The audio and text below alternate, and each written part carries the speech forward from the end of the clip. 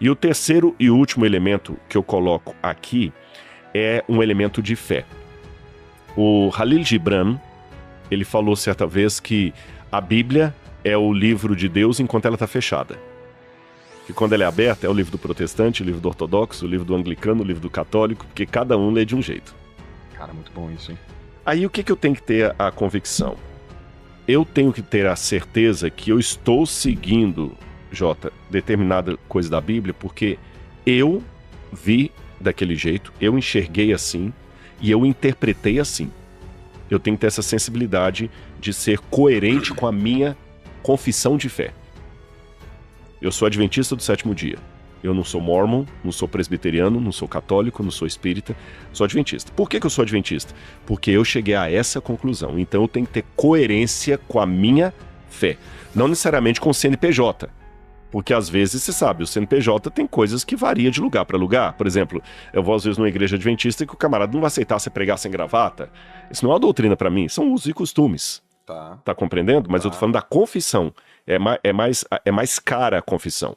O católico é a mesma coisa. Quando eu falo a confissão católica, é diferente dele concordar com o bispo da região dele, ele concordar com o pároco dele, ou mesmo com algumas posturas que a igreja católica tome. A mesma coisa vale para qualquer outra igreja que eu pudesse mencionar aqui.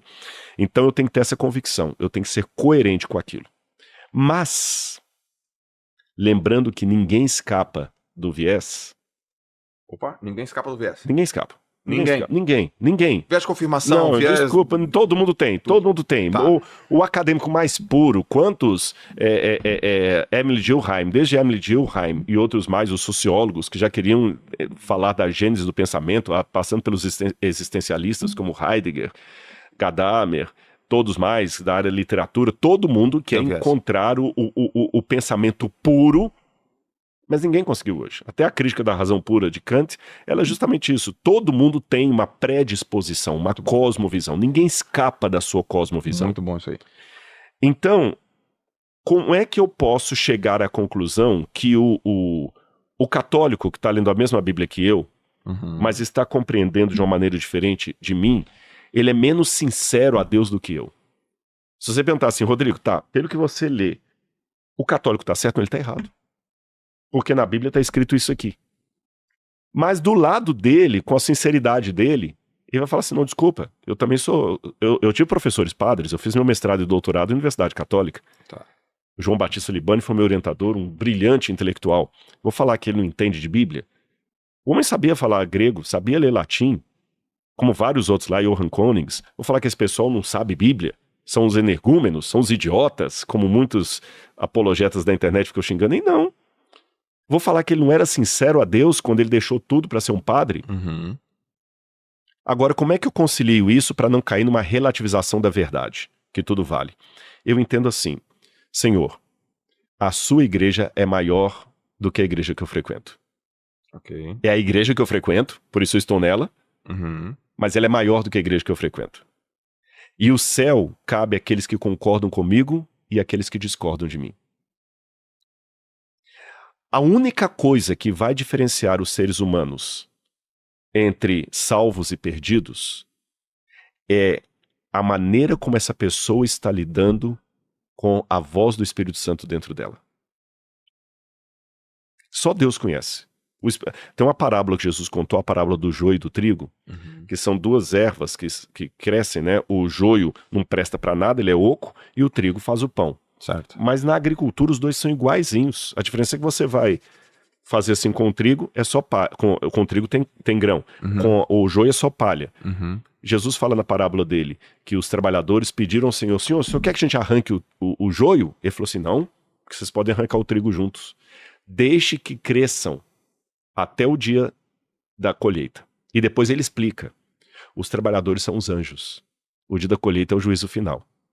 Em outras palavras, nem os anjos têm a capacidade de colher quem é joio, quem é trigo antes do tempo. Certo. Só Deus que sabe.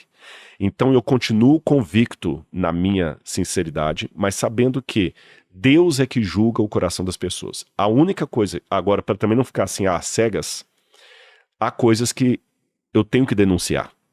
E Jesus deixou o critério. Qual que é o critério?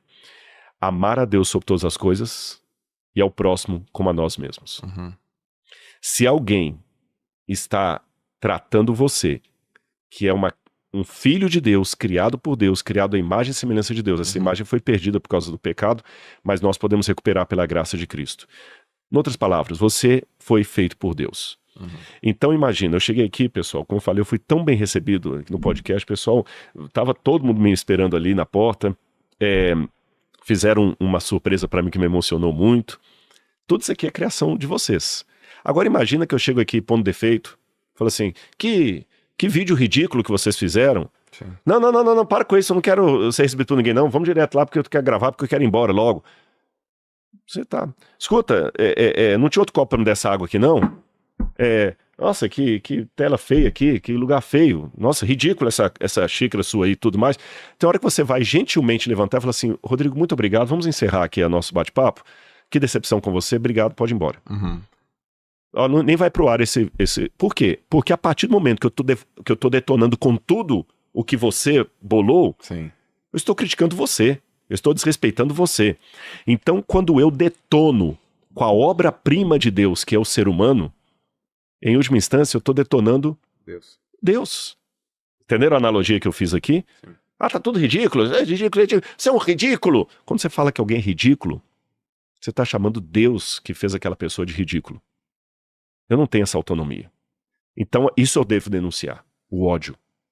Eu devo denunciar o nazismo, que o nazismo é a desconfiguração do respeito ao próximo. Eu devo denunciar o racismo, porque o racismo é a desconfiguração. Então, racismo, nazismo e outros ismos que eu poderia colocar, isso não está na mesa de negociação para ser respeitado, isso tem que ser denunciado. Vamos trazer o nazismo e o racismo aqui à mesa. Até onde a gente pode ir com o racismo que seja aceitável? Não existe, isso é tolerância zero. E qualquer silêncio em relação a essas pautas significa covardia da minha parte e falta de coerência com o princípio. Mas fora essas coisas que são claramente condenáveis, no que diz respeito ao ser humano, eu tenho que deixar Deus julgar. O meu papel é passar para você aquilo que eu acredito que é mais caro a mim, não porque eu queira ser maior do que você ou chamar você pro meu time. É porque é tão bom que eu tenho que te convidar a participar. Sabe? Quando você vai para um restaurante no exterior, por qualquer razão, e a sua esposa não está com você, e você come uma comida muito deliciosa que você nunca tinha experimentado, a primeira coisa que você pensa é nela. Exato. Você chega e fala, meu amor, você tem que ir comigo lá. Você tem que ir lá. É tão bom. E não só com a esposa. Você tem um amigo que vem aqui, cara, você que vai pra lá, você vai pra esse lugar, procura esse restaurante. Você insiste com ele. Por quê? Não é porque você quer ser superior, é porque você quer dar pro outro a mesma sensação agradável que você teve. Exato. A religião deveria ser isso. Quando eu convido você para aceitar a Jesus como seu salvador pessoal, quando eu convido você para ler a Bíblia, o Shabat eu guardo o sábado, quando eu convido você para guardar o Shabat, não pode ser num ar de superioridade, olha, eu guardo o Shabat, você não. Não, tem que ser um ar assim, é tão gostoso que participe, e se você não for, tudo bem. Agora, essa veemência, ela pode aumentar quando for uma questão de vida ou morte. Lembra a menininha lá na Ásia, quando teve aquele tsunami? Uhum. Eu esqueci agora qual foi o país. Foi na Tailândia? Não, foi na Tailândia. Foi na Tailândia. Nas Ilhas Fifi. Que a menina saiu gritando, saiam da praia, saiam da praia, saiam da praia. Era uma questão de vida ou morte.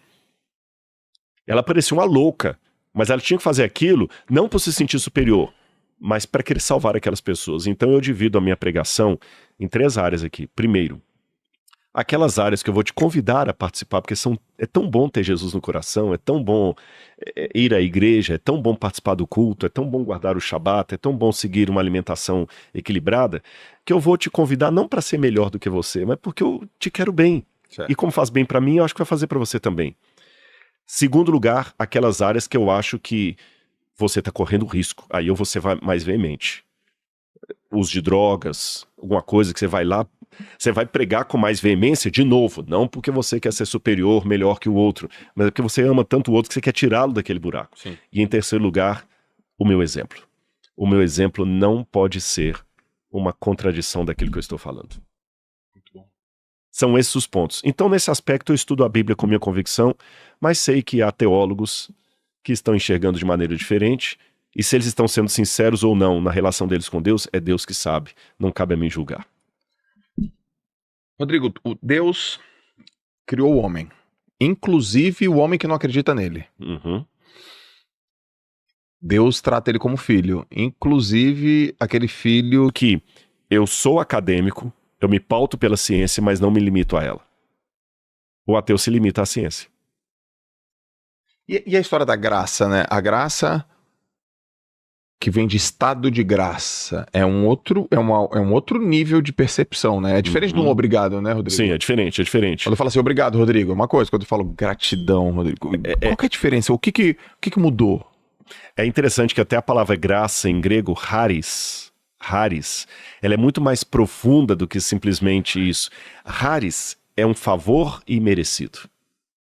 Um favor imerecido.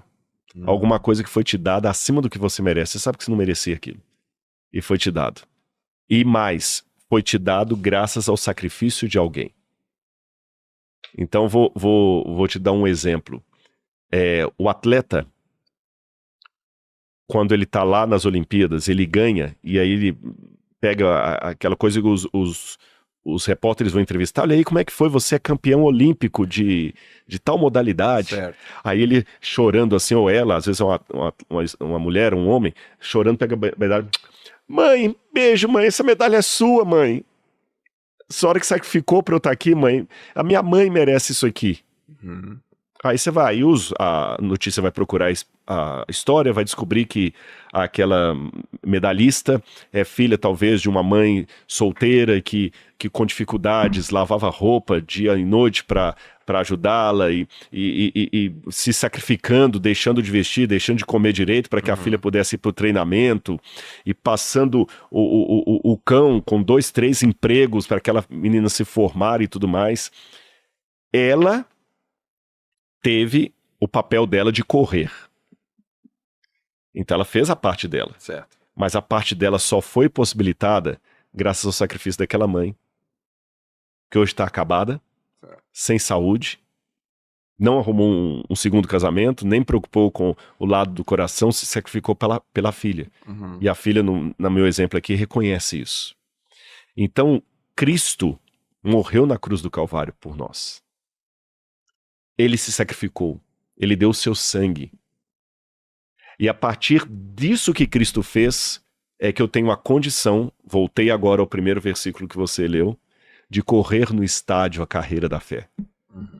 Eu corri no estádio a carreira da fé em busca de uma coroa incorruptível, mas eu não corri porque eu sou bom. Hoje o meu despontamento na corrida se deve ao sacrifício de Jesus, que morreu na cruz do Calvário para que eu possa ter a oportunidade de correr na pista. De correr. Muito bom. Então você vê que não é uma questão de graça barata, não é porque minha mãe me sacrificou que eu agora vou ficar sentado esperando a medalha chegar na minha porta. Mas é justamente pelo fato de minha mãe ter se sacrificado que eu vou honrar o nome dela e eu vou ser a melhor desportista que possa ter nessa equipe. Aí não é nem questão de ego, é uma honra à minha mãe. Essa medalha aqui não podia ser nada menos do que isso, para fazer jus a tudo que minha mãe fez por mim. Incrível. Muito bom. Muito bom.